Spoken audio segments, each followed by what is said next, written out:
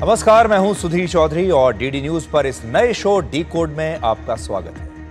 ये एक ऐसा शो है जहां हम उन खबरों को सुलझाते हैं जो हमारे राष्ट्र, हमारे जीवन और हमारे भविष्य को आकार देती है। आज सबसे पहले हम रशिया पर यूक्रेन के सबसे बड़े हमले को आपके लिए डिकोड करेंगे। पूरी दुनिया इस हमले पर हैरान है। यूक्रेन के 40,000 रुपए के ड्रोन ने रशिया के हजारों करोड़ रुपए के विमान नष्ट कर दिए।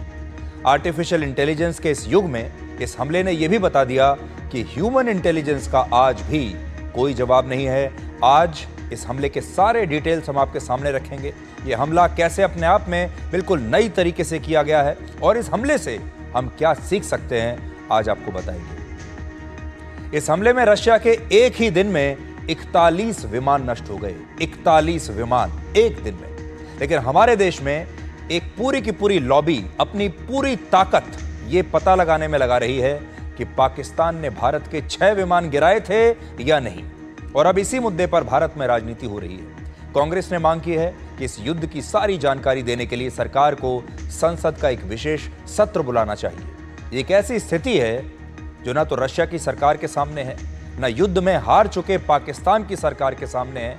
लेकिन दुर्भाग्य देखिए कि भारत को यह युद्ध जीतकर भी देश के अंदर और बाहर दोनों जगह जवाब देना पड़ रहा है। और आखिर में आपको दिखाएंगे कि हार और जीत में संयम बनाए रखना कितना जरूरी है। और आज हम आपको इस संयम के 2 चेहरे दिखाएंगे। एक हैं डी गुकेश, जिन्होंने शतरंज में दुनिया के नंबर 1 खिलाड़ी को हराकर इस जीत को बहुत ही विनम्रता से स्वीकार किया। और दूसरे हैं श्रेयस अय्यर, जिनकी टीम पंजाब किंग्स 11 ने बड़े बड़े स्टार खिलाड़ियों से सजी मुंबई इंडियंस को आईपीएल में हरा दिया। लेकिन सबसे पहले हम आपको आज ये बताने वाले हैं कि कोई भी किला बाहर से नहीं बल्कि अंदर बैठे गद्दारों से ढहता है। और आज रशिया के साथ भी यही हुआ है। 1 जून को यूक्रेन ने रशिया पर अब तक का सबसे बड़ा ड्रोन हमला किया है, जिसमें रशिया के 4 एयरबेसेस और 41 विमानों को निशाना बनाया गया। पहली बार ऐसा हुआ है जब यूक्रेन के ड्रोन्स रशिया में इतना अंदर तक घुस आए, जिसकी शायद किसी ने कल्पना भी नहीं की थी। अगर आप इस नक्शे को ध्यान से देखेंगे तो यूक्रेन ने रशिया के 4 एयरबेसेस पर ड्रोन हमले किए, जिनमें एक एयरबेस यूक्रेन की सीमा से 4,300 किलोमीटर दूर है, दूसरा 1,800 किलोमीटर दूर है, तीसरा 800 किलोमीटर दूर है और चौथा एयरबेस जो है वो 520 किलोमीटर दूर है। अगर यूक्रेन के आधे दावे भी सही हैं तो यह दूसरे विश्व युद्ध के बाद दुनिया का पहला ऐसा हमला होगा जब किसी देश ने अपनी सीमा से 4,000 किलोमीटर अंदर किसी एयरबेस की हवाई पट्टी और वहां खड़े विमानों को नष्ट किया है। देखिए, ये आप नक्शा दोबारा से देखिए और इस नक्शे से आप ये समझ पाएंगे कि यूक्रेन छोटा सा देश, उसने कितना अंदर तक जाकर रशिया में यह हमला किया है। रशिया और पूरी दुनिया खुद हैरान है। एक हमला 1,800 किलोमीटर अंदर, एक 800 किलोमीटर, एक 520 किलोमीटर और एक हमला तो लगभग 4,500 किलोमीटर अंदर जाकर रशिया में उन्होंने किया है।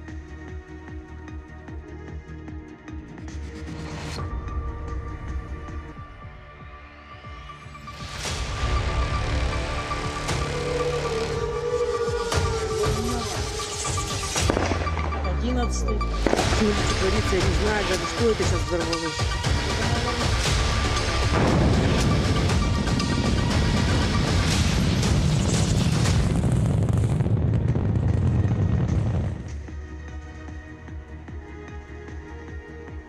पूरी दुनिया को लग रहा है कि यह हमला रशिया की वायुसेना और उसके एयर डिफेंस सिस्टम की एक बहुत बड़ी हार है। लेकिन सच यह है कि रशिया इस युद्ध में यूक्रेन के फ्रंट पर नहीं बल्कि उस हाफ फ्रंट पर हारा है जो उसी के देश में मौजूद है। आपको याद होगा, हमारे अपने देश में भी अक्सर इस हाफ फ्रंट के खतरे को लेकर काफी चिंता जताई जाती है। ये हाफ फ्रंट, ये आधा मोर्चा क्या है? ये हमारे अपने देश के लोग होते हैं जो गद्दारी करते हैं। और इसीलिए आज रशिया पर हुए इस हमले से आप ये समझ सकते हैं कि ये आधा मोर्चा यानी हाफ फ्रंट किसी भी देश के लिए कितना खतरनाक हो सकता है, एक जीतते हुए देश को हरा सकता है। बहुत सारे लोगों को ऐसा लग रहा है कि ये एक एयर स्ट्राइक थी जिससे यूक्रेन ने अपने देश से ही रशिया के एयर बेसिस पर ड्रोन हमले किए और रशिया के विमानों को नष्ट कर दिया। लेकिन सच ये है कि ये हमला पारंपरिक तरीकों से हुआ ही नहीं। यूक्रेन के मुताबिक उसने 117 कॉम्बैट ड्रोन्स की एक यूनिट बनाई जिन्हें सबसे पहले तस्करी के जरिए रशिया में उन एयर बेसिस के पास तक पहुंचाया गया जिन पर हमला होना था। और इस तस्करी के लिए ऐसे ट्रकों का इस्तेमाल हुआ जो खाने पीने या रोजमर्रा के सामान को यूक्रेन की सीमा से रशिया में लेकर आते हैं। ऐसे ट्रकों का इस्तेमाल हुआ जिन पर कोई शक नहीं कर सकता। रशिया को शक ना हो इसके लिए लकड़ी के ऐसे बॉक्स या लकड़ी के ऐसे केबिन्स बनाए गए इन ट्रकों में जिनमें इन कॉम्बैट ड्रोन्स को छिपाकर रखा गया। और इन ड्रोन्स को लेकर ये सारे ट्रक रशिया की सीमा में दाखिल हुए और यहां से अपने अपने टारगेट्स की तरफ ये चलते चले गए। ये देखिए कैसे कैसे ये ट्रक रशिया में अंदर घुसे हैं।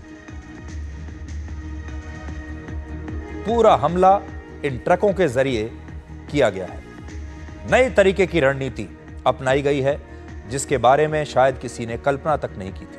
रशिया को शक है कि अगर ये ट्रक यूक्रेन से उसकी सीमा में 500 किलोमीटर से 4000 किलोमीटर तक अंदर आ गए तो जरूर इन ट्रकों की मदद रशिया में ही किसी ने की होगी। ऐसा हो नहीं सकता कि अंदर कोई गद्दार बैठा ना हो, यानी वही हाफ फ्रंट जो रशिया में रहकर रशिया के ही खिलाफ काम कर रहा है।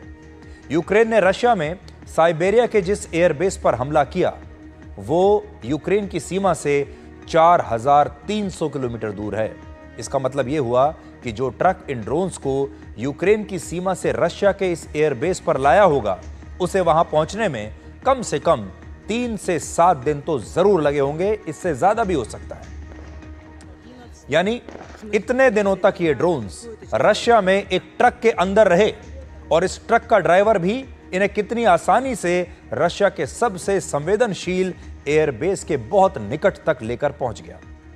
आज सवाल यह है कि रशिया की खुफिया एजेंसियों को कैसे इसके बारे में भनक तक नहीं लगी। यूक्रेन का दावा है कि पहले उसने इन ट्रकों की मदद से रशिया के अलग अलग एयरबेसेस के बहुत पास तक इन ड्रोन्स को तैनात किया। इसके बाद उसी इलाके में मौजूद 1 या 2 ड्रोन ऑपरेटर्स ने रिमोट कंट्रोल की मदद से उन लकड़ी के केबिन्स का ढक्कन हटाया जिनमें ये ड्रोन्स मौजूद थे और फिर इन्हीं ऑपरेटर्स ने इन ड्रोन्स को रशिया के एयरबेसेस पर हमला करने के लिए लॉन्च कर दिया। और ऐसा दावा है कि उसके 4 एयरबेसेस पर खड़े 41 विमानों को नष्ट कर दिया।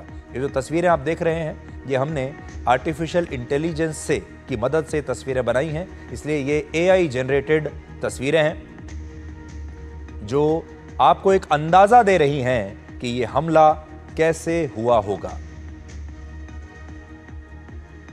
तो ये तस्वीरें असली नहीं है, आर्टिफिशियल इंटेलिजेंस ने इन्हें क्रिएट किया है आपके लिए ताकि आपको एक हम अलग प्रकार का अनुभव दे सकें कि यह हमला किस प्रकार हुआ होगा।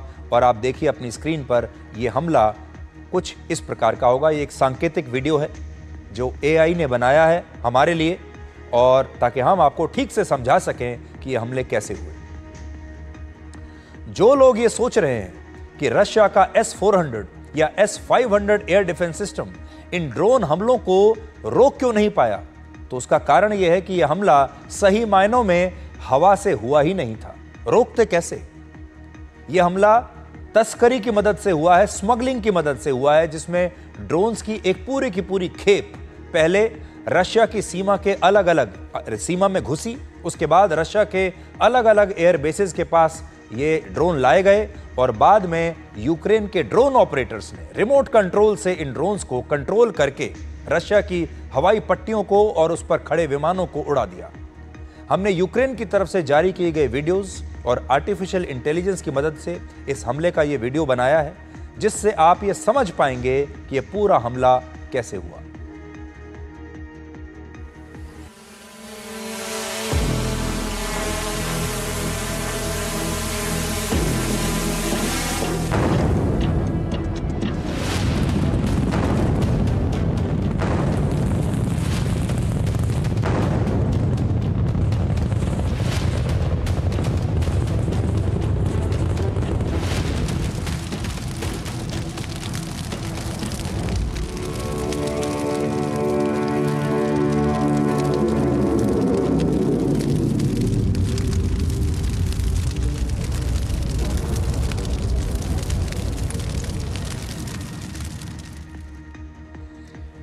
तो ये जो AI जनरेटेड वीडियोस हैं, इनका अनुभव हम आगे भी आपको नई टेक्नोलॉजी का इस्तेमाल करके, AI का इस्तेमाल करके आगे भी हम आपको इस प्रकार समझाने के लिए इस तरह के वीडियोस का उपयोग करते रहेंगे, ताकि आपका जो टीवी देखने का अनुभव है, आपका न्यूज़ को देखने का और समझने का जो अनुभव है, वो एक नया अनुभव अब आपको मिले। यूक्रेन का कहना है कि उसने इस हमले में 117 FPV ड्रोन्स का इस्तेमाल किया है। FPV ड्रोन्स का मतलब होता है फर्स्ट पर्सन व्यू, और इन्हें कामिकाजे ड्रोन्स भी कहा जाता है या सुइसाइड ड्रोन्स भी इन्हें कहा जाता है। जैसे वीडियो बनाने वाले जो सामान्य ड्रोन्स होते हैं, जिनसे वीडियोस बनाए जाते हैं, आपने देखा होगा इन ड्रोन्स को भी कोई ना कोई नीचे से रिमोट कंट्रोल से ऑपरेट करता है। उसी तरीके से इन ड्रोन्स को भी एक ऑपरेटर द्वारा रिमोट कंट्रोल से नियंत्रित किया जाता है, और इन ऑपरेटर्स का इन ड्रोन से 20 किलोमीटर के दायरे में रहना आवश्यक होता है। 20 किलोमीटर के अंदर अंदर अगर इनका ऑपरेटर है तो वो रिमोट कंट्रोल से इन ड्रोन्स को ऑपरेट कर सकता है। सरल शब्दों में कहें तो यूक्रेन ने ना सिर्फ इन ड्रोन्स को रशिया में उसके एयर बेसिस तक पहुंचाया, बल्कि इनके ऑपरेटर्स भी इस हमले के दौरान वहीं कहीं बहुत पास 20 किलोमीटर के दायरे में मौजूद रहे होंगे। ये कितनी बड़ी बात है। ना सिर्फ ड्रोन पहुंचे, बल्कि ड्रोन को संचालित करने वाले ऑपरेटर्स भी वहीं पर थे। यूक्रेन के राष्ट्रपति ज़ेलेंस्की ने दावा किया है कि उनके सारे ऑपरेटर्स हमले के बाद सुरक्षित वापस यूक्रेन लौट आए हैं, और उन्होंने इस हमले को एक खास नाम दिया है, और वो है operation spiders web. Spiders web का हिंदी में मतलब होता है मकड़ी का जाल। जिस प्रकार से मकड़ी बहुत ही सटीक तरीके से एक जाल बुनती है, और ये जाल ऐसा होता है कि उसमें फंसा कोई भी कीड़ा भाग ना सके, ठीक वैसे ही राष्ट्रपति ज़ेलेंस्की का कहना है कि यूक्रेन ने भी रशिया को एक जाल बनाकर उसमें फंसा लिया, और रशिया पर इतना बड़ा हमला उन्होंने कर दिया। Блискуча операція проведена. На території ворога виключно. І відповідна кількість операторів дронів працювали. Вражено 34% стратегічних носіїв крилатих ракет на аеродромах базування. Діяли наші люди на території різних російських регіонів в 3 часових поясах. І наших людей напередодні операції з території Росії вивели. Зараз вони в безпеці. Ті, хто нам допомагав.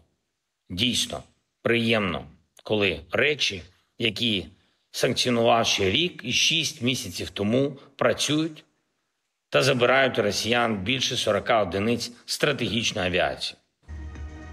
Продовжимо цю роботу.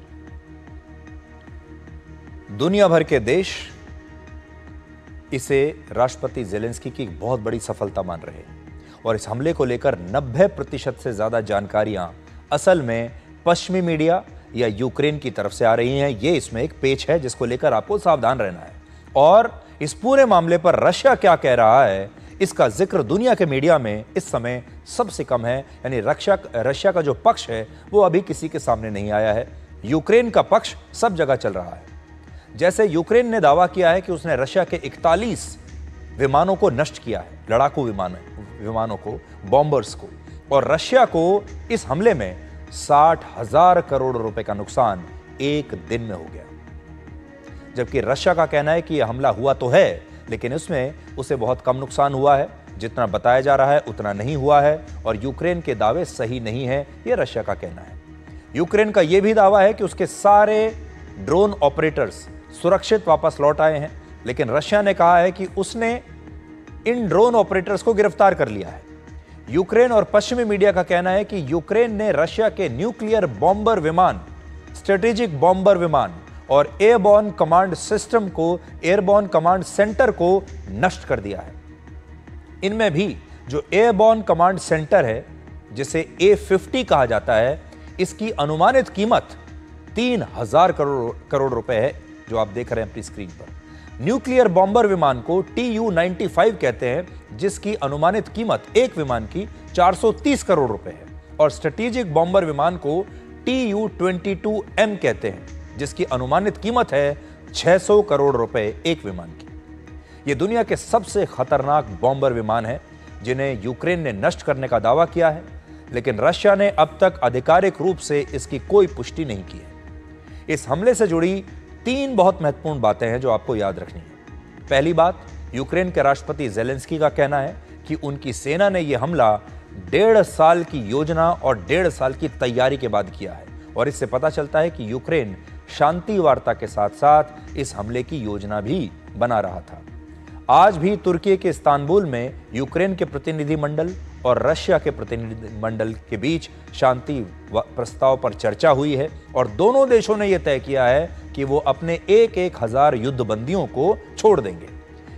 और यह पहली बार नहीं होगा, पिछले हफ्ते भी दोनों देशों ने एक दूसरे के युद्धबंदी सैनिकों को रिहा किया था। तो आज भी जो शांति समझौते के लिए बातचीत हुई है दोनों देशों के प्रतिनिधिमंडलों के बीच, ये अभी समाप्त हुई है, और इसमें बस इतना ही तय हुआ कि हम अभी कुछ और युद्धबंदियों को छोड़ देंगे एक दूसरे के। दूसरी बात, इस हमले में रशिया के भी कुछ लोगों पर यूक्रेन की मदद करने का आरोप लग रहा है, और रशिया ने भी कहा है कि वो इस हमले का बदला तो लेगा ही, साथ साथ उन लोगों को भी ऐसी सजा देगा जिन्होंने रशिया का यह अपमान किया है कि वो हमेशा याद रखेंगे। ये रशिया ने कहा है, यानी रशिया के अंदर भी कुछ गद्दार हो सकते हैं। और तीसरा, इससे पहले रशिया जब भी यूक्रेन पर इस तरह के हमले करता था तो उस पर हमेशा पश्चिमी देश आर्थिक प्रतिबंध लगाते थे। पूरी दुनिया में रशिया की आलोचना होती थी, रशिया को अंतर्राष्ट्रीय राजनीति में अलग थलग कर दिया जाता था, और रशिया के खिलाफ संयुक्त राष्ट्र में नए नए प्रस्ताव पेश किए जाते थे। लेकिन अब जब यूक्रेन ने यह हमला किया है तो उसके लिए यूक्रेन की कोई आलोचना नहीं हो रही, बल्कि यूक्रेन के हमले को इस प्रकार से पेश किया जा रहा है जैसे उसने इस बार रशिया को हरा ही दिया हो। Was die innerpolnische Stimmung angeht, da steht mir kein Urteil zu. Wir nehmen das zur Kenntnis, wir nehmen das wahr und wir hoffen, dass, wenn der Wahlkampf jetzt vorbei ist, auch wieder ein bisschen Gelassenheit und Vernunft einzieht und die deutsche, der Blick auf Deutschland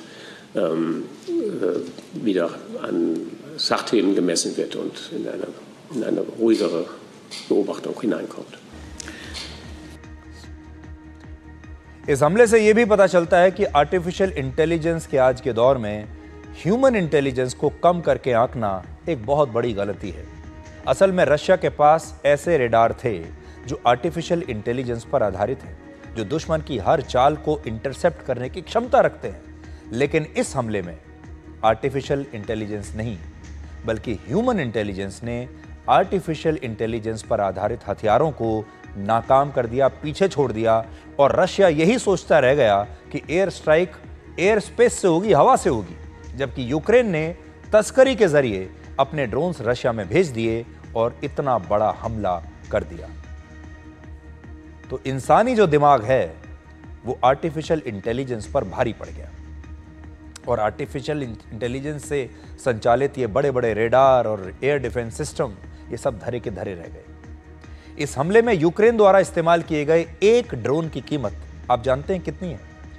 एक drone की कीमत लगभग 40,000 रुपए है। सिर्फ 40,000 रुपए का drone था, और इस हिसाब से 117 ड्रोन्स को इस्तेमाल करने का टोटल जो खर्च आया होगा यूक्रेन का वो है लगभग 47 लाख रुपए। यानी पूरे हमले की जो कॉस्ट अगर आप एक तरीके से अगर ड्रोन की कीमत निकालें तो 47 लाख रुपए के आसपास के सारे ड्रोन इस्तेमाल हुए। ये जो पैसा है ये टेस्ला की एक औसत इलेक्ट्रिक कार से भी कम है। मतलब इतने पैसे में आपको एक टेस्ला की इलेक्ट्रिक कार मिल जाएगी, उससे भी कम पैसा इसमें लगा है। लेकिन ह्यूमन इंटेलिजेंस के कारण आज यूक्रेन 47 लाख रुपए के ड्रोन से रशिया के 60,000 करोड़ रुपए के विमान और एयर बेसिस को नष्ट करने का दावा कर रहा है। और ये एक बहुत बड़ी बात है, बहुत बड़ी खबर है, लेकिन इसमें एक बहुत बड़ी सीख भी है। इस हमले को एसिमेट्रिक वॉरफेयर का एक नया चरण माना जा रहा है।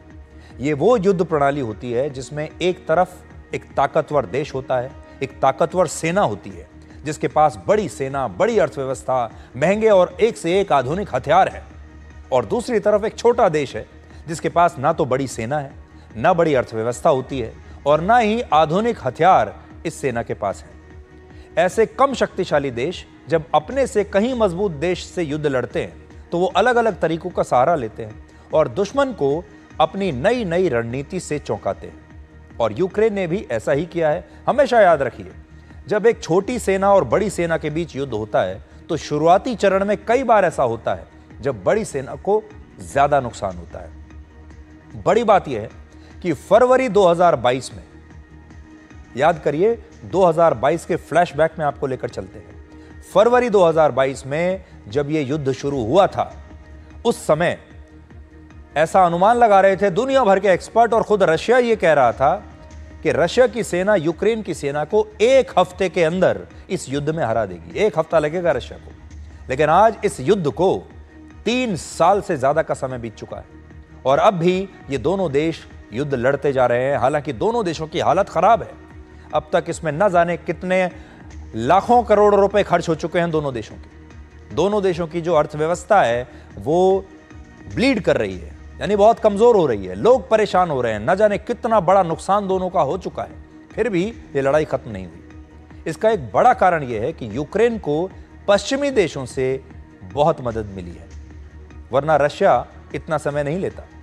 पिछले 3 वर्षों में यूक्रेन को पश्चिमी देशों से 32,68,000 करोड़ रुपए के हथियार और आर्थिक मदद मिल चुकी है।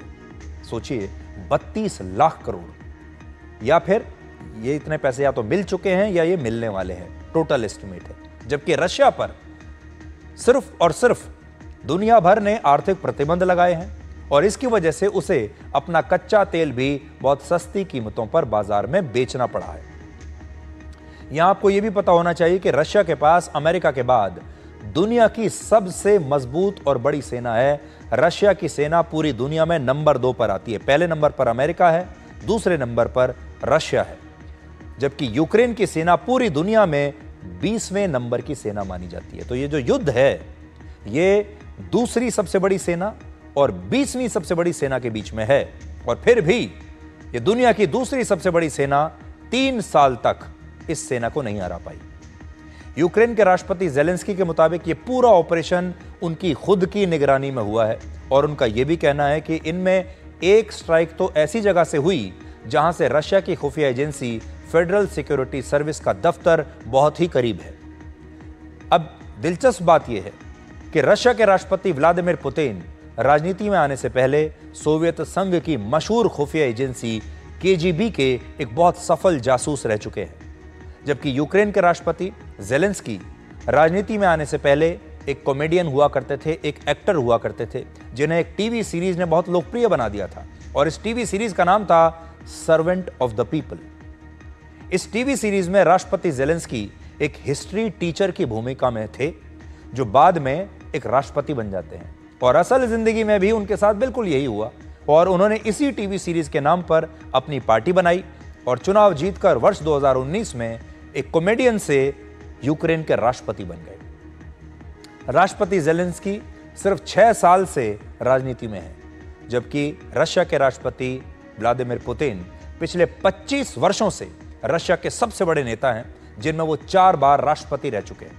इसके अलावा राष्ट्रपति पुतिन 72 साल के हैं और राष्ट्रपति ज़ेलेंस्की 47 साल के हैं और वो पुतिन से 25 साल छोटे हैं और उन्हें राजनीति का कोई अनुभव नहीं, देश चलाने का कोई अनुभव नहीं, युद्ध का कोई अनुभव नहीं, हथियारों का कोई अनुभव नहीं, अंतर्राष्ट्रीय कूटनीति का कोई अनुभव नहीं। यहां आपको यह भी समझना होगा कि यूक्रेन और रशिया का युद्ध भारत और पाकिस्तान के युद्ध से अलग है। भारत और पाकिस्तान दोनों देशों के पास परमाणु हथियार है, जबकि रशिया और यूक्रेन में रशिया तो पूरी दुनिया की सबसे बड़ी परमाणु शक्ति है और रशिया के पास पूरी दुनिया में सबसे ज्यादा परमाणु हथियार हैं, 4380। लेकिन यूक्रेन के पास एक भी परमाणु हथियार नहीं है। फिर भी वो रशिया से लगातार युद्ध लड़ रहा है और उसके नए हमले से ऐसा लगता है कि यूक्रेन को रशिया के परमाणु हथियारों का कोई डर है ही नहीं। और रशिया भी ये सारे परमाणु हथियार होते हुए भी, हथियार तो हैं उसके पास 4500 के आसपास, लेकिन इस्तेमाल नहीं कर सकता। ये सिर्फ डराने के लिए हैं और उससे भी यूक्रेन डर नहीं रहा। इससे आप समझ सकते हैं कि रशिया दुनिया की सबसे बड़ी परमाणु शक्ति तो बन गया, लेकिन इस युद्ध में ये परमाणु हथियार उसके किसी काम नहीं आए, क्योंकि वो इनका इस्तेमाल तो कर नहीं सकता, लेकिन इन हथियारों से वो अपने दुश्मन को डरा भी नहीं पा रहा। दूसरा, यहां यह भी सवाल उठ रहा है कि क्या रशिया के साथ विश्वासघात हुआ है, गद्दारी हुई है, और क्या अमेरिका ने इस हमले में यूक्रेन की मदद की है।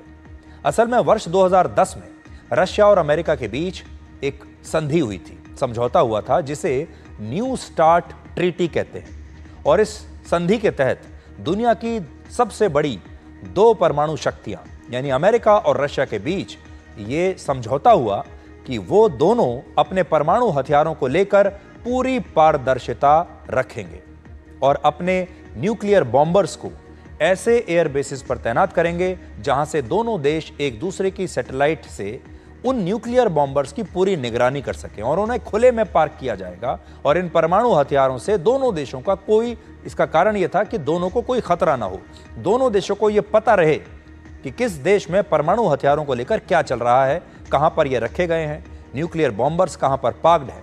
और इसी संधि के तहत रशिया ने एक निर्धारित स्थान पर अपने न्यूक्लियर बॉम्बर्स को पार्क किया था, और जब न्यूक्लियर बॉम्बर्स को रशिया ने यहां पर पार्क किया, जब इनको खड़ा वहां पर किया हुआ था, तो वहां से अमेरिका के सैटेलाइट्स उन्हें देख सकते थे। लेकिन अब यूक्रेन ने इसी लोकेशन का फायदा उठाकर इन न्यूक्लियर बॉम्बर्स पर हमला कर दिया। यहां यह बात भी बहुत महत्वपूर्ण है कि जो विमान नष्ट हुए वो सोवियत संघ के जमाने के थे, और रशिया ने अब इन विमानों का निर्माण बंद कर दिया है। यानी अब रशिया इन विमानों को कभी भी रिप्लेस नहीं कर पाएगा, वैसे भी ये पुराने विमान हो चुके हैं। और आखिर में हम आपसे यही कहना चाहेंगे कि रशिया के राष्ट्रपति व्लादिमीर पुतिन ने अब तक इस हमले पर कोई भी औपचारिक बयान नहीं दिया है, और वो इस हमले के बाद भी बिल्कुल निश्चिंत होकर इस तरह से अपने रोज के कार्यक्रमों में शामिल हो रहे हैं जैसे रशिया में कुछ हुआ ही ना हो। ये जो तस्वीरें आप देख रहे हैं ये आज ही की हैं, जिनमें राष्ट्रपति पुतिन ने बच्चों के अधिकारों को लेकर रशिया की प्रेसिडेंशियल कमिश्नर से बातचीत की, और उनके चेहरे के हाव भाव जब आप देखेंगे तो आपको ऐसा लगेगा ही नहीं कि पश्चिमी मीडिया यूक्रेन के हमलों को जितना सफल मान रहा है वैसा ही रशिया भी मानता है। तो इस हमले के बाद राष्ट्रपति पुतिन अपनी रेगुलर बैठक कर रहे हैं, रेगुलर काम कर रहे हैं। रशिया का कहना है कि हमला तो हुआ है, लेकिन इसमें उसे ज्यादा नुकसान नहीं हुआ, और राष्ट्रपति पुतिन ने भी इस पर अभी तक कोई प्रतिक्रिया नहीं दी है। अब बड़ा सवाल यह है कि इस हमले के बाद होगा क्या, और रशिया अब क्या करेगा। तो कुछ विकल्प हैं रशिया के पास। जैसे पहला विकल्प ये कि इस युद्ध का रुकना अब बहुत मुश्किल हो गया है। दूसरा, ये युद्ध अब और ज्यादा फैल सकता है, और रशिया यूक्रेन में हमले बढ़ाने के साथ साथ नेटो देशों से भी अपना संघर्ष बढ़ा सकता है, क्योंकि रशिया इसका कारण यह है कि यूक्रेन को सारी मदद असल में पीछे से नेटो देशों से मिल रही है। तीसरा, रशिया के न्यूक्लियर विमानों पर हमला हुआ है, इसलिए वो जवाब में न्यूक्लियर हमला करने के बारे में भी अब सोच सकता है, हालांकि अभी ये असंभव सी बात लगती है। और चौथा, रशिया अब यूक्रेन पर खतरनाक हथियार इस्तेमाल कर सकता है, जिनमें इंटरकॉन्टिनेंटल बैलिस्टिक मिसाइल भी शामिल हो सकती है। यानी अब बड़ी मिसाइल से हमले शुरू कर सकता है रशिया, और ये मिसाइल आज तक इस्तेमाल नहीं हुई है, लेकिन अब ऐसी आशंका है कि रशिया इस मिसाइल को अपने बेड़े से बाहर निकाल सकता है, और अगर इस मिसाइल का इस्तेमाल हुआ तो यह युद्ध फिर एक देश तक सीमित नहीं रहेगा, कई देशों को यह युद्ध अपनी चपेट में ले सकता है।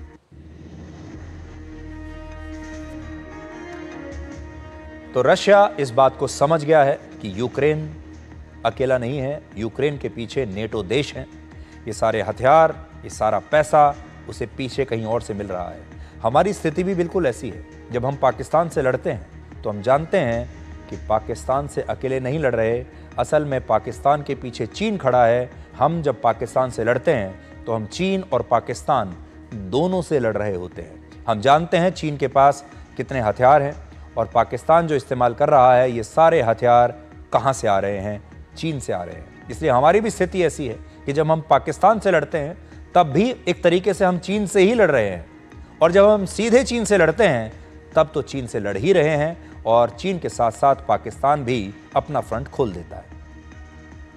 एक जमाने में जब किसी देश के पास परमाणु हथियार हुआ करते थे तो उसके लिए यह कहा जाता था कि उस देश पर कभी कोई देश हमला करने के बारे में सोचेगा भी नहीं। उस वक्त अंग्रेजी में परमाणु हथियारों को the ultimate guarantor of security कहा जाता था, यानी आपकी सुरक्षा की सबसे बड़ी गारंटी यह है कि आपके पास परमाणु हथियार हैं और कोई भी देश इतनी हिम्मत नहीं जुटाएगा कि आपके ऊपर हमला करे।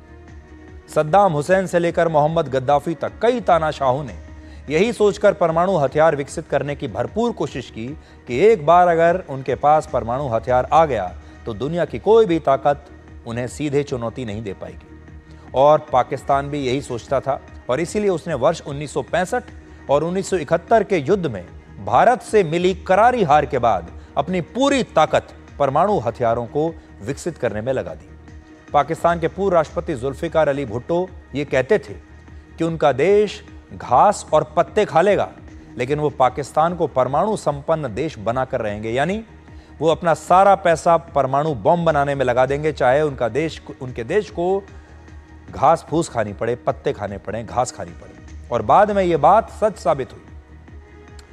आज पाकिस्तान परमाणु संपन्न देश तो है लेकिन वहां लोगों को आटे के लिए भी लाइन में लगना पड़ता है, गरीबी बढ़ गई है, सरकार को भी IMF और अलग अलग देशों से बार बार उधार मांगना पड़ता है, लोन मांगना पड़ता है। और कारण यह है कि सारा पैसा उन्होंने परमाणु हथियार बनाने में लगा दिया। आज पाकिस्तान के मुकाबले भारत की अर्थव्यवस्था 10 गुना ज्यादा बड़ी है, लेकिन परमाणु हथियारों की संख्या के मामले में भारत और पाकिस्तान लगभग बराबर है। पाकिस्तान के पास 170 परमाणु हथियार हैं और भारत के पास 172 हैं। वर्ष 1998 में जब भारत ने मई के महीने में पोखरण में परमाणु हथियारों का परीक्षण किया, उस समय इसके 2 हफ्ते बाद ही पाकिस्तान ने भी अपना पहला सफल परमाणु परीक्षण कर लिया। जब भारत ने परमाणु हथियार बनाए तो हमने यही कहा कि ये हथियार सिर्फ आत्मरक्षा के लिए होंगे और भारत ने नो फर्स्ट यूज पॉलिसी को अपनाया कि हम कभी भी पहले इनका इस्तेमाल नहीं करेंगे। भारत कभी भी परमाणु हमले की पहल खुद नहीं करेगा, यह हमने बताया। लेकिन पाकिस्तान ने भारत से इस नफरत के कारण परमाणु हथियार बनाए और वो पहले दिन से ये कहता रहा कि उसने ये परमाणु हथियार चौराहे पर सजाने के लिए नहीं बनाए हैं, एक ना एक दिन इन्हें चला भी देगा। 1998 में जब पाकिस्तान ने परमाणु हथियार विकसित किए तब उसे यही लगा कि चाहे भारत उससे कितना भी बड़ा देश हो, लेकिन परमाणु हथियारों ने दक्षिण एशिया में इन दोनों देशों के बीच एक बराबरी का संतुलन बना दिया है और पाकिस्तान भारत की बराबरी पर आने की कोशिश करने लगा। और दुनिया ने भी कई बार ऐसी ही गलती की कि उन्होंने भारत और पाकिस्तान को बराबरी का दर्जा देना शुरू कर दिया, क्योंकि दोनों न्यूक्लियर पावर हैं, परमाणु संपन्न देश हैं। और लोगों ने ये दुनिया में धारणा बनानी शुरू कर दी कि भारत और पाकिस्तान की सेना भी लगभग बराबरी पर है।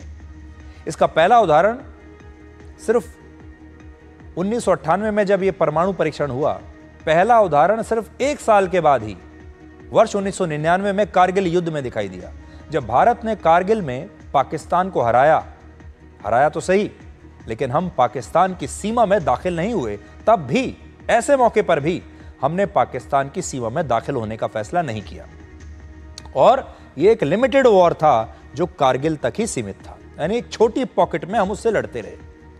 इसके बाद वर्ष 2001 में पाकिस्तान की जुर्रत और बढ़ गई और उसने भारत की संसद भवन पर आतंकवादी हमला करवाया और 2000 के दशक में ही मुंबई और दिल्ली समेत कई शहरों में, आपको याद होगा, सीरियल बॉम्ब ब्लास्ट हुए। फिर वर्ष 2008 में मुंबई में 26/11 का इतना बड़ा आतंकवादी हमला हुआ जिसमें सैकड़ों लोग मारे गए। लेकिन भारत ने इन हमलों का जवाब देने में एक बार फिर से एक झिझक दिखाई और पाकिस्तान में घुसकर तब भी इनमें से किसी हमले का जवाब हमने नहीं दिया। हर बार हम कुछ सोचकर रुक जाते थे, अपनी सेना को मोबिलाइज भी कर देते थे, सीमा पर भी ले जाकर खड़ा कर देते थे, तैयारी पूरी कर लेते थे, लेकिन उसके बाद अगला कदम हम कभी नहीं उठा पाए और हमने कभी भी पाकिस्तान पर हमला करने के बारे में इतनी हिम्मत नहीं दिखाई। शायद यही सोचकर कि 2 परमाणु संपन्न देश हैं और यहां पाकिस्तान की जो न्यूक्लियर डॉक्ट्रिन है वो काम कर रही थी। वो लगातार भारत को पीछे हटने के लिए मजबूर कर रही थी, लगातार भारत को संयम से काम लेने पर मजबूर कर रही थी। लेकिन वर्ष 2016 में उरी हमले के बाद भारत ने पाकिस्तान के इस न्यूक्लियर ब्लफ को तोड़ा और इसके बाद जितने भी हमले हुए, भारत ने एक कदम आगे जाकर ही कार्रवाई की है। उरी हमले के बाद जो सर्जिकल स्ट्राइक हुई वो सिर्फ पीओके तक सीमित थी, तो पहले हम पीओके में घुसे। पुलवामा हमले के बाद हमने एयर स्ट्राइक की और हमारी वायुसेना पाकिस्तान में पीओके से भी आगे चली गई। हमने बालाकोट पर हमला किया और अंदर घुसे। और इस बार पहलगाम हमले के बाद हमने पाकिस्तान के पंजाब प्रांत में आतंकवादी ठिकानों को निशाना बनाया और पाकिस्तान के एयर बेसिस तक हम पहुंच गए और हमने ये स्पष्ट कर दिया उसे कि अब उसके परमाणु हथियारों की ब्लैकमेलिंग को बर्दाश्त नहीं किया जाएगा। पाकिस्तान का ये जो न्यूक्लियर डॉक्ट्रिन है ये अब तक सफल रहा है 2016 तक। उसके बाद भी उसे लगातार ये गलतफहमी रही कि हम परमाणु बम होने के कारण भारत को हमेशा बड़ा हमला करने से रोकते रहेंगे। लेकिन अब पाकिस्तान को कुछ नया सोचना पड़ेगा, क्योंकि पाकिस्तान के पास जो परमाणु हथियार हैं अब वो भारत को और ज्यादा नहीं डराते। इसलिए पाकिस्तान को अब कोई नई तरकीब सोचनी पड़ेगी। उसका ये जो न्यूक्लियर ब्लफ है जो लगातार खेलता आ रहा है हमारे साथ, ये समाप्त हो गया। अब इसे आप भारत का न्यू नॉर्मल भी कह सकते हैं, जिसमें पाकिस्तान के परमाणु हथियारों को लेकर जो मेंटल ब्लॉक हमारे दिमाग में था वो अब टूट चुका है, वो डर समाप्त हो चुका है। अब हमारा आपसे एक सवाल ये है कि क्या यूक्रेन और रशिया के युद्ध में यूक्रेन को इसलिए विजयी मान लिया जाए क्योंकि उसने रशिया के 60 विमानों को, 40 विमानों को या जितने भी विमान हैं उन्हें नुकसान पहुंचा दिया है, क्योंकि कल इतना बड़ा हमला हुआ है। तो क्या अब यूक्रेन रशिया से जीत गया? भारत के chief of defence staff general Anil Chauhan के एक बयान को आजकल अपने देश में तोड़ मरोड़ करके पेश किया जा रहा है और हमारे विपक्षी नेता और एक खास लॉबी अपनी पूरी ताकत ये पता लगाने में लगा रहे हैं कि पाकिस्तान ने भारत के 6 विमान गिराए थे या नहीं। पूरी सुई एक चीज पर अटकी हुई है कि भारत के 6 विमान गिरे या नहीं।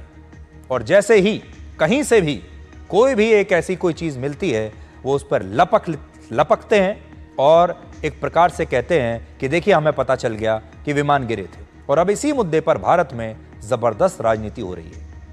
कांग्रेस ने मांग की है कि इस युद्ध की सारी जानकारी देने के लिए सरकार को संसद का एक विशेष सत्र बुलाना चाहिए। और कुछ विपक्षी नेता ये भी पूछ रहे हैं कि सरकार को नुकसान के बारे में बताने में इतना समय क्यों लग रहा है। लेकिन उनसे ये भी पूछा जाना चाहिए हमारे विपक्ष के नेताओं से कि उन्हें भारतीय सेना को हुए नुकसान में इतनी ज्यादा दिलचस्पी क्यों है, उन्हें इतनी जल्दबाजी क्यों है कि अभी तो ये युद्ध समाप्त भी नहीं हुआ।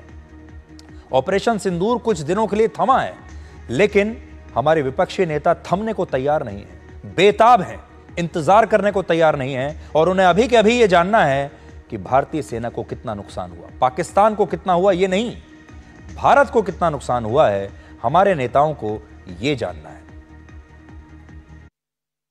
हम चाहते थे कि रक्षा मंत्री यही बात सर्वदलीय बैठक में बोलें। हम चाहते थे कि यही बात जो जनरल चौहान ने कहा है प्रधानमंत्री लोकसभा में बोले, राज्यसभा में बोले।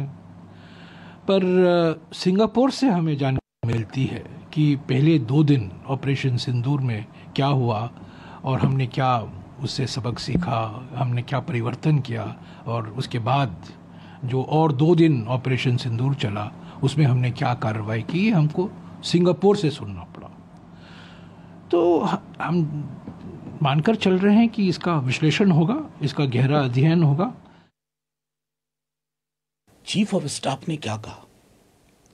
I am not going into numbers, what is important, what it fell down, why it fell down. ये चिंता का विषय है ना, और वो चिंता उनकी व्यक्तिगत नहीं है, देश के सामरिक महत्व से संबंधित सामूहिक चिंता है। और इसको सोशल मीडिया पे बहस का विषय नहीं बनाना चाहिए, यह मीडिया में बहस का विषय नहीं होना। अरे मैच्योर डेमोक्रेसी है, 100 दफा दोहरा चुका हूं।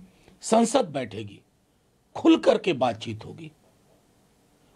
कभी भी कोई अगर नुकसान होता है ना, तो उसको इस नजरिए से हम नहीं देखते हैं कि इस बीजेपी सरकार में, नहीं, देश का नुकसान है। तो हमारे देश के विपक्षी नेता यही जानने में पूरी ताकत लगा रहे हैं कि इस युद्ध में भारत को कितना नुकसान हुआ। लेकिन हमारा सवाल आज सबसे ये है कि विपक्षी नेता नुकसान जानकर आखिर करेंगे क्या? नुकसान जानकर क्या साबित करना चाहते हैं? क्या वो ये बताना चाहते हैं कि अगर नुकसान हुआ है तो भारत इस युद्ध में पाकिस्तान से हार गया, भारत इस युद्ध में पाकिस्तान से जीता ही नहीं? क्या इसके बाद वो ये साबित करेंगे? मंशा क्या है? और क्या ये साबित करके ये विपक्षी नेता अपनी राजनीति को चमकाना चाहते हैं या कोई और मंशा है इनकी? आप पाकिस्तान को देखिए, जिसके 300 से ज्यादा ड्रोन्स, कितनी सारी मिसाइल्स, 11 एयरबेस और पाकिस्तान में ही चीन का एक एयर डिफेंस सिस्टम हमने नष्ट कर दिया। लेकिन ना तो पाकिस्तान ने इस नुकसान को स्वीकार किया है खुलकर, ना ही वहां के विपक्षी नेताओं ने इस नुकसान को खोद कर निकालने की कोशिश की है। यह भी तब हुआ जब पश्चिमी मीडिया सैटेलाइट तस्वीरों के जरिए यह बता रहा है कि पाकिस्तान को इस युद्ध में जबरदस्त नुकसान हुआ है और भारत को इस युद्ध में बहुत बढ़त मिली है। लेकिन फिर भी हमारे देश के विपक्षी नेता इस बात को भी समझना नहीं चाहते। युद्ध असल में टेनिस के मैच की तरह होता है, जिसमें कई सेट हारने के बाद भी आप अल्टीमेटली मैच जीत सकते हैं। क्रिकेट के मैच की तरह भी आप ले सकते हैं कि आपके शुरुआत में कई बार ऐसा होता है जब आपके कई विकेट गिर जाते हैं, पहला विकेट, दूसरा विकेट, 4, 5, 6 विकेट गिर जाते हैं, लेकिन फिर भी आप आखिर में मैच जीत जाते हैं। जब आप मैच जीतते हैं, आप क्रिकेट का वर्ल्ड कप फाइनल जीत जाते हैं, चाहे आपके 8 विकेट गिरे, तो बाद में क्या याद रखा जाता है? आप जीते या हारे, या फिर यह याद रखा जाता है कि आपके विकेट कितने गिरे। इस युद्ध में भी भारत ने एक सेट छोड़कर पूरा मैच जीता और हम पाकिस्तान पर लगातार हावी रहे। हो सकता है हमारे 1 या 2 विकेट गिर गए, लेकिन मैच को जब आप टोटलिटी में देखेंगे तो यही देखा जाता है कि मैच किसने जीता। और जैसा कि बार बार हमारी सेना कहती है कि जब युद्ध हुआ है तो नुकसान तो होगा ही। फिर भी विपक्षी नेता इस बात को समझना नहीं चाहते। आपने अक्सर कई फिल्में देखी होंगी जिनमें हीरो जख्मी होने के बाद भी विलेन को अंत में, क्लाइमैक्स में खत्म कर देता है और अंत में जीत होती है हीरो की। जख्मी होने के लिए हम कभी ये नहीं कहते कि वो हीरो हार गया, बल्कि हम हीरो की जीत को ही देखते हैं और इस युद्ध में भी हमें ऐसा ही करना चाहिए। लेकिन हमारे देश की राजनीति ऐसी है कि कुछ नेता ऐसी मांग करने लगते हैं जिससे असल में पाकिस्तान को ही फायदा हो सकता है। भारत की सबसे बड़ी ताकत यह है कि उसने अपनी टैक्टिकल गलतियों को सुधारने की बात को स्वीकार किया है, इस युद्ध में जीत सुनिश्चित की, जिससे यह पता चलता है कि भारत सच को स्वीकार करना जानता है और हम पाकिस्तान की तरह झूठ नहीं बोलते, क्योंकि हम बड़ा देश है, हमारी एक बड़ी सेना है और यह जिम्मेदार सेना है जो नियमों के हिसाब से लड़ती है। आज कांग्रेस पार्टी को 1971 का युद्ध याद करना चाहिए, जिसमें पाकिस्तान ने भारत के 112 लड़ाकू विमानों को नष्ट करने का दावा किया था। 112 विमान। लेकिन फिर भी यह युद्ध भारत ने ही जीता था। लेकिन इस नुकसान को नहीं, हमें युद्ध के नतीजों को देखना चाहिए और वो नतीजा यह है कि भारत इस बार भी इस युद्ध को जीता है। अब हम खेल में हार और जीत के बाद के टूटते आदर्शों को डिकोड करेंगे। खेल अनुशासन, संयम और मर्यादा सिखाता है, लेकिन हाल ही में खेल जगत में कुछ ऐसी घटनाएं हुई जिन्हें देखकर ऐसा लगता है कि संयम और अनुशासन के नियम कई बार टूटते जा रहे हैं। वर्ल्ड चैंपियन, शतरंज के वर्ल्ड चैंपियन डी गुकेश ने नॉर्वे चेस टूर्नामेंट में दुनिया के नंबर 1 खिलाड़ी को हरा दिया। गुकेश दुनिया में 5वीं वरीयता प्राप्त खिलाड़ी हैं और उन्होंने नंबर 1 खिलाड़ी को हराया। और गुकेश से हारने के बाद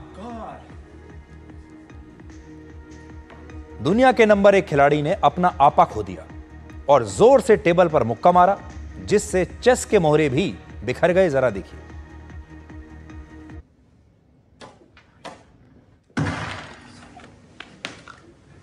Oh my God! Oh my God! Oh my God!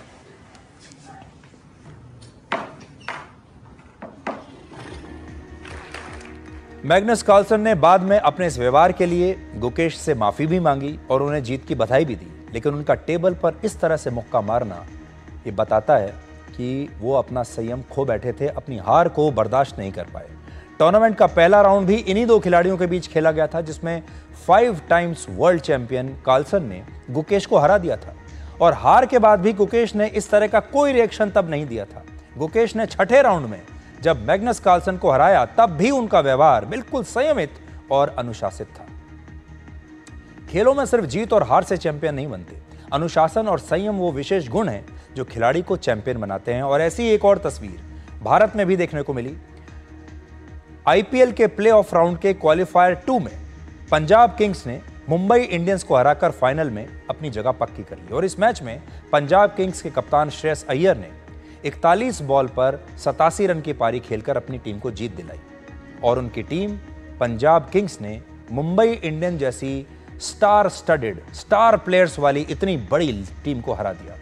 और इस टीम में टीम इंडिया की वनडे टीम के कप्तान रोहित शर्मा भी हैं, इंडिया की T20 टीम के कप्तान सूर्य कुमार यादव भी हैं, टेस्ट क्रिकेट में पहली रैंकिंग प्राप्त बॉलर जसप्रीत बुमराह भी हैं, हार्दिक पांड्या भी हैं, जो इतने बड़े ऑलराउंडर माने जाते हैं। लेकिन जीत के बाद भी वो पूरी तरह से काम और कंपोज दिखाई दिए। उन्होंने अपनी जीत को बहुत ही संयमित और अनुशासित तरीके से सेलिब्रेट किया।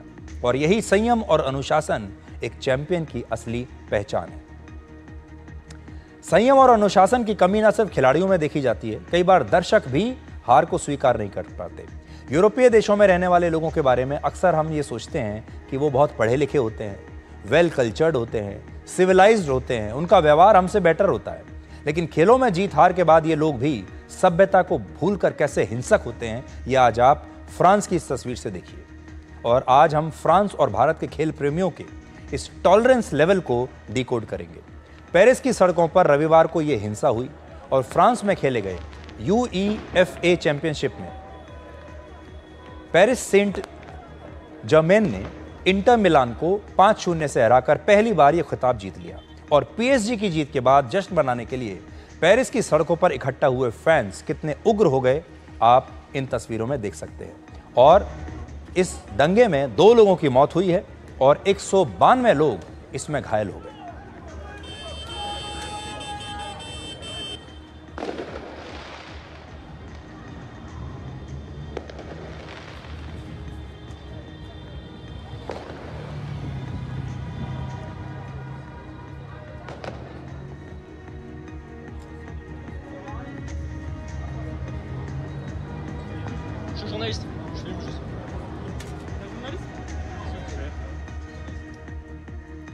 हमारे देश में आपको याद होगा, हमने कई बड़े बड़े टूर्नामेंट्स में हार का सामना किया है।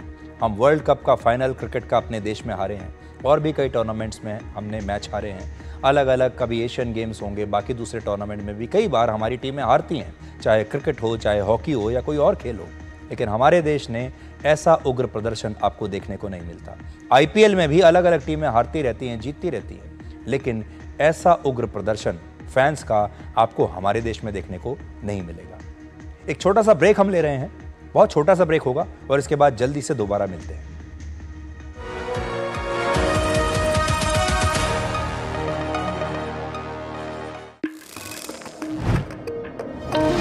कौन है जो देश की वायरिंग को सेफ बनाता है? कौन है जो देश की वायरिंग को इको फ्रेंडली बनाता है? कौन है जो जोड़े देश को?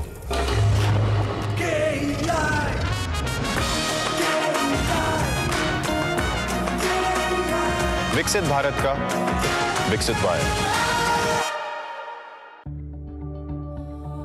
Where the software engineer with a big idea meets the smart market analyst, meets the cool UI UX designer, meets the gifted content writer, meets the talented photographer to create the big dream. The world comes together at Sharda University. So where are you? Become a proud Prestigian. Pursue BBA and MBA at PIMR Indore. Get 100% placement support. Industry-focused curriculum. Shaping leaders since 1994. Join PIMR Indore. पापा, घर तो बहुत सुंदर बनने वाला है और अंदर से मजबूत भी, बिल्कुल एक फौजी की तरह, जो फैमिली को रखे सेफ।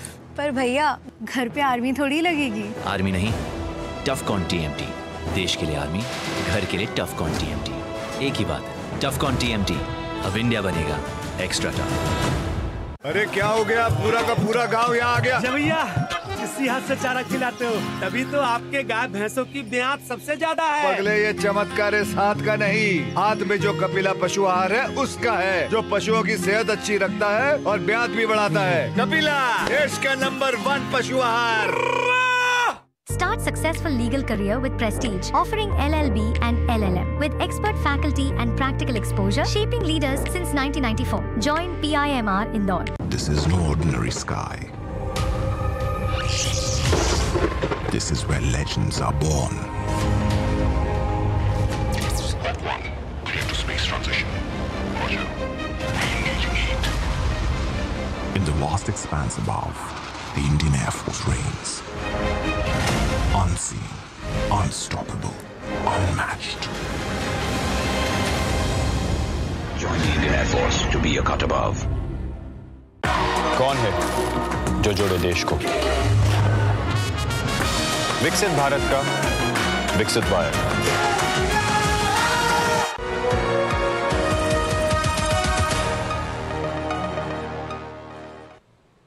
अब एक खबर हम आपको मिस वर्ल्ड प्रतियोगिता से दिखाते हैं, जो कि अभी हाल ही में हैदराबाद में समाप्त हुई है। और मिस थाईलैंड ओपल सुचाता जो है इस टूर्नामेंट को जीत गई हैं और मिस वर्ल्ड बन गई हैं। और भारत के हैदराबाद में हुई इस बार की प्रतियोगिता में जो है ये एक बहुत बड़ी सफलता कहा जाएगा। इस सफल प्रतियोगिता का आयोजन भारत में हुआ है, हैदराबाद में हुआ है। लेकिन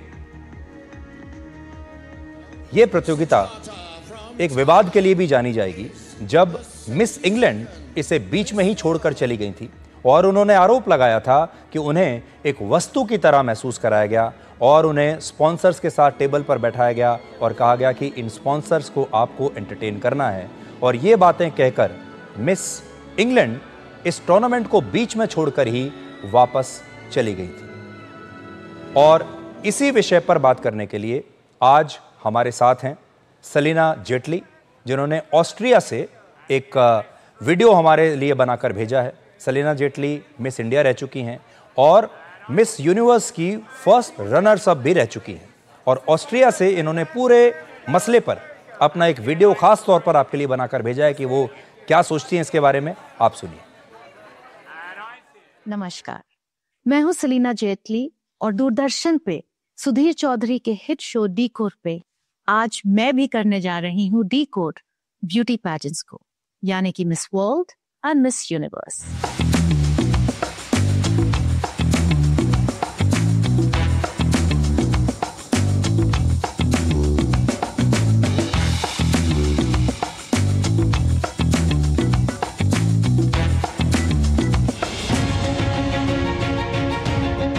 ये सब आयरॉनिकली ऑपरेशन सिंदूर के आसपास हुआ और मुझे क्यों ऐसा लगता है कि ये एक बहुत बड़ा षड्यंत्र है हमारे देश को नीचा दिखाने के लिए, हमारे कल्चर को नीचा दिखाने के लिए। मुझे ये बहुत ही एंटी इंडिया एक्टिविटी लगी।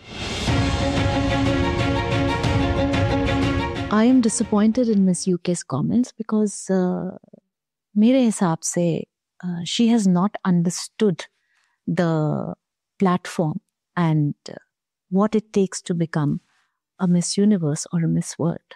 Exploitation हर प्रोफेशन में होती है, लेकिन अपने पर्सनल एक्सपीरियंस से मैं ये कहना चाहूँगी कि एक कंपटीशन को उसके रूल्स से अटेंड करना, उसके रूल्स को फॉलो करना, अपने देश को रिप्रेजेंट करना by following these rules with grace and etiquette is not exploitation, and I did not experience that at my pageant. Miss World और मिस यूनिवर्स जैसे पैजेंट के दौरान किसी गाला डिनर पे या इवेंट पे to sit at the sponsors table, आप अकेले ही नहीं बैठे होते हैं, आपके साथ दूसरे कंटेस्टेंट्स भी होते हैं, पूरे दुनिया की मीडिया मौजूद होती है। I don't think that is exploitation again, because आप जो भी कर रहे हैं पूरी दुनिया के सामने, प्रेस के सामने कर रहे हैं। एंड चाहे वो स्पोर्ट इवेंट हो, चाहे वो एंटरटेनमेंट इवेंट हो, चाहे कॉर्पोरेट इवेंट हो, स्पॉन्सर्स हर जगह इन्वॉल्व होते हैं एंड स्पॉन्सर्स अपना पैसा लगाते हैं। एंड आपको ये नहीं कहा जाता है कि आपको स्पेशल सर्विस करो, but this is just attending a sponsors event. And personal experience से मैं यही कहना चाहूँगी कि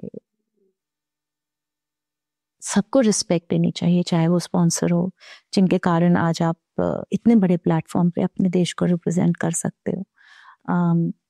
बहुत गर्व की बात है उनके साथ मिक्स करना पूरे वर्ल्ड मीडिया के सामने। ऐसा नहीं है कि आपको बोला जा रहा है कि आप उनको अकेले एंटरटेन करो किसी स्ट्रेंज जगह पे जाके। So that is not exploitation, that's just professionalism once again. जब आप किसी भी कंपटीशन में पार्ट लेते हो तो हर कंपटीशन के रूल्स एंड रेगुलेशंस होते हैं। लाइक एनी अदर जॉब, ये उस जॉब की रिक्वायरमेंट है। एक डॉक्टर ऑपरेशन थिएटर में जाके ये नहीं बोलता कि आज मैं ऑपरेशन नहीं करूंगा, मैं नाचूंगा या मैं लॉयर का काम करूंगा। इन द सेम वे आप एक इतने बड़े ब्यूटी पैजेंट में आके ये नहीं कह सकते कि मैं इस राउंड के कपड़े नहीं पहनूंगी, लेकिन हम लोग को CPR की ट्रेनिंग देनी चाहिए, जो कि मिस यूके ने किया है एक राउंड के लिए। एंड आई थिंक शायद उनको ये प्लेटफॉर्म ठीक से समझ नहीं आया हो, या वो इस प्लेटफॉर्म का प्रेशर नहीं ले पा रही है। ऐसे बड़े पैजेंट में पार्ट लेना, अपने देश को रिप्रेजेंट करना, इतने इवेंट्स अटेंड करना, प्रेस के साथ इंटरैक्ट करना, पूरे टाइम मीडिया के सामने रहना, पूरे टाइम ड्रेस्ड रहना, बहुत हाई प्रेशर जॉब है, सबके बस की बात नहीं है। So if you can not handle it, don't participate. Give a chance to somebody जो कि मेहनत करके आगे आना चाहते हैं और अपने देश के लिए कुछ करना चाहते हैं। Crowns are not made of diamonds and pearls. They are made of blood, sweat and tears. It's very hard work. तो आज के लिए डिकोड में इतना ही। अब आपसे हमारी अगली मुलाकात होगी कल रात 9 बजे। तब तक आप खुश रहिए, सुरक्षित रहिए, स्वस्थ रहिए। और पैसा रखने के लिए बैंक मिलना आसान है, सोना रखने के लिए लॉकर मिलना भी आसान है, लेकिन अपने दिल की बात सुरक्षित रखने के लिए सही इंसान मिलना सबसे मुश्किल काम है। नमस्कार।